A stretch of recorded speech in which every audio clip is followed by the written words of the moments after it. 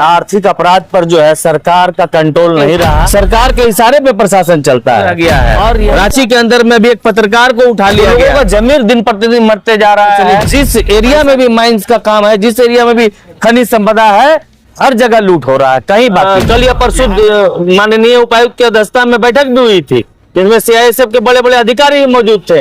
उन्होंने स्पष्ट आदेश निर्देश दिया है कि अवैध मुआयना बंद किया जाए।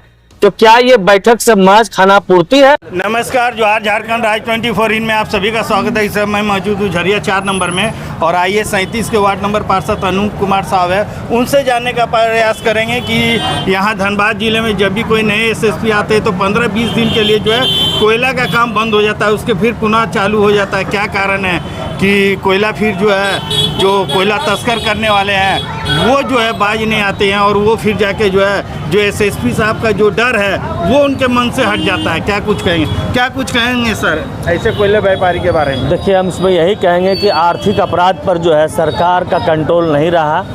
आर्थिक अपराध को जो है रोक पाने में सरकार विफल रही है और इससे आम जनमानस में, आम नागरिकों में सरकार के प्रति एक सवालिया निशान, प्रश्न उत्पन्न होता है, शक जाहिर होता है कि आखिर क्या कारण है कि आर्थिक अपराध को सरकार नहीं रोक रही है। कहीं ऐसा तो नहीं है कि आर्थिक अपराध को जो है प्रश्रय देने का काम सरकार कर रही है और इसमें प्रशासन जो है उसका मुख दर्शक बन करके मजबूर होता है। सरकार के इशारे पे प्रशासन चलता है और यही कारण है कि सरकार के प्रश्रय देने के कारण जो है आर्थिक अपराध पर जो है हमारे जिला प्रशासन रोक लगाने में विफल साबित होती है।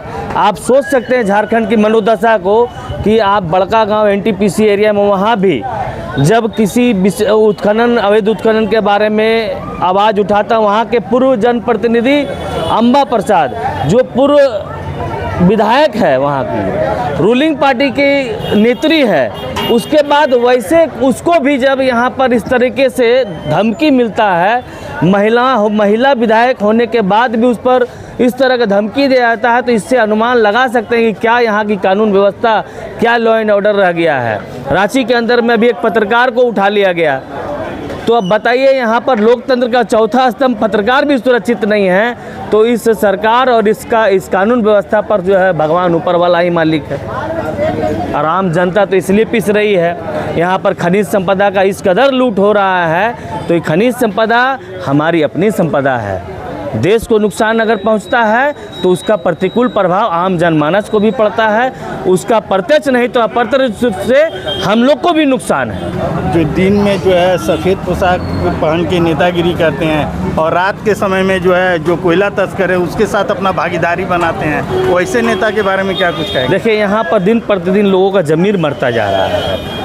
हम अगर उसका बेसिक जड़ पर अगर जाना चाहेंगे, चूँकि आप सवाल अगर पूछे हैं तो बेसिक जड़ पर जाना चाहेंगे तो हर हाल में यहाँ पे खर्चीला चुनाव जो है बंद होना चाहिए। जब तक एक व्यक्ति विधायक बनने के लिए, सांसद बनने के लिए, मंत्री बनने के लिए करोड़ों अरबों रुपये खर्च करेगा तो निश्चित रूप से उसका ईमान गड़बड़ाएगा ही और वो लूटने के लिए मजबूर होगा और लूट तंत्र वहीं पे हावी होगा। तो लोगों का ज़मीर दिन प्रतिदिन मरते जा रहा है। पैसा के लेकर के जो है देश के साथ गद्दारी करने के लिए कोई भी जो है तैयार हो जाता है। ये अभी वर्तमान समय में देश इस ओर बढ़ रहा है, ये बहुत ही चिंता का विषय है। झरिया के किन क्षेत्रों में कोयला का तस्करी? झरिया के पूरे प्रदेश में कहाँ खनिज संपदा की लूट नहीं हो रही है।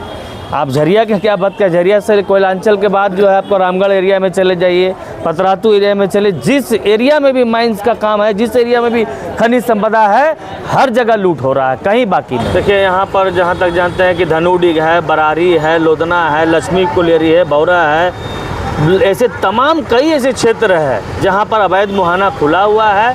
और हम आपके चैनल के माध्यम से जिला प्रशासन से ये मांग करते हैं कि जल्द से जल्द वह अवैध मुहाना बंद करके उसको रोके, अन्यथा कोई बड़ी घटना घटने के लिए वो तैयार रहे। कहीं ऐसा ना हो कि दर्जनों और सैकड़ों लोग उसमें दब करके मर सकते हैं। इसलिए जिला प्रशासन, चूँकि कल या परसों माननीय उपायुक्त की अध्यक्षता में बैठक भी हुई थी, जिसमें सीआईएसएफ के बड़े बड़े अधिकारी मौजूद थे, उन्होंने स्पष्ट आदेश निर्देश दिया है कि अवैध मुहाना बंद किया जाए। तो क्या ये बैठक से महज खाना पूर्ति है कि उस पर काम होगा? यदि काम होगा तो आपके सामने स्वतः दिख जाएगा। 2-4 दिन के अंदर अवैध मुहाना अगर बंद हुआ तो ठीक है, ना तो समझ लीजिए वो बैठक जो है खाना पूर्ति है। तो हम आपके चैनल के माध्यम से जिला प्रशासन से मांग करते हैं कि जितना भी अवैध मुहाना है बंद करिए, नहीं तो कभी भी कोई अप्रिय घटना, आपको नहीं लग रहा है कि सब क्षेत्रों में कोयला की तस्करी अवैध की जा मुहाना रही है? अगर नहीं बंद किया तो हम बता दे रहे हैं कि बहुत ऐसा नहीं कि बहुत जल्द ही कोई ऐसा घटना हो जाए कि वहाँ पर दर्जनों और सैकड़ों जो है मजदूर दब करके मर जाएगा।